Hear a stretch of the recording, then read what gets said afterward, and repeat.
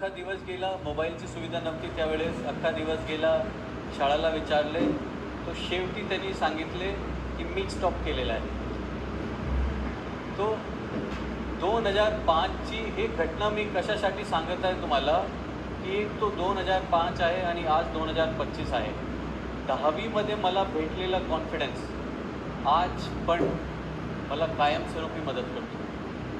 तो जो कॉन्फिडन्स मी घेतला होता तेव्हापासून मला असा आतमधून जाणलेला आहे की आता कोणताही प्रकारचा चॅलेंज आला, कोणत्याही प्रकारची दिक्कत आली, परेशानी आली, आपल्याला मागे व्हायचेच नाही. आपण कुठलीही परेशानीला आपण त्याला सॉल्व करू शकतो. 10वीमध्ये एक आम स्टुडंट तो टॉप करू शकते. तो आपण हा हॉलमध्ये जेवढे बसलेले लोक आहे, तुम्ही ठाणले की तुम्हाला हा टार्गेट अचीव करायचे तर तुम्ही त्याला 100% तुम्ही त्याला तिथपर्यंत पोहोचू शकते.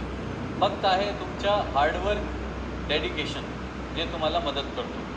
10वीच्या नंतर 11वी 11thसुद्धा मी टॉप केले आणि मी माझ्या वडिलांना नको म्हणले की सैनिक स्कूलमध्येच मी कंटिन्यू करणार, मला बाहेर जायचे नाही. 11 टॉप केले, 12 टॉप केले. त्याच्यानंतर आता 12च्या नंतर IITचं ॲडमिशन.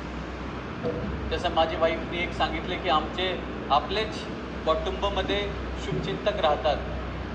शुभचिंतक कसं की हा नवनीत ह्याच्याशी होणार नाही, असं प्रत्येक कुटुंबामध्ये शुभचिंतक राहते. सगळ्यांचे आहे ना. माझे पण होते. माझी दूरची नानी होती, ती माझी शुभचिंतक होती. त्यांचा मुलगा रिलेशनमध्ये मामा, बट आम्ही सेमच एजचे होते, त्यामुळे आम्ही मित्रच होते. त्यांनी IITची कोचिंग केली होती, मी कोचिंग केली नाही. मी सैनिक शाळामध्येच अभ्यास केला होता. तो जेव्हा आपला IITचा एक्झामिनेशन आला आणि सैनिक शाळामध्ये काय चॅलेंजेस येतात, मला आठवत राहते माझी 10वी कक्षा.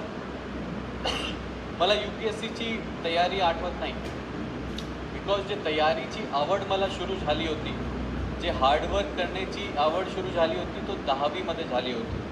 तर माझी लाईफमध्ये 10वी इम्पॉर्टंट होती. तुमची लाईफमध्ये 11वी होऊ शकते, 12वी होऊ शकते, त्याच्यानंतर ते होऊ शकते. पण प्रत्येक माणूसची लाईफमध्ये तो एक स्पार्क पॉईंट आहे, त्याला तुम्ही शोधण्याचा प्रयत्न करा. आणि मी प्रत्येक जणाला सांगत आहे की आपल्याला हे लाईफ एकच वेळी भेटत आहे. म्हणजे आपण ठीक आहे, आपण हे म्हणत आहे की नेक्स्ट जन्ममध्ये हे करणार, नेक्स्ट जन्ममध्ये आय डोंट नो. आपल्याला आज जो आपण जिवंत आहे, हेच जन्ममध्ये तुम्ही कर्म करा, ह्याचे फल तुम्हाला हेच जन्ममध्ये भेटणार.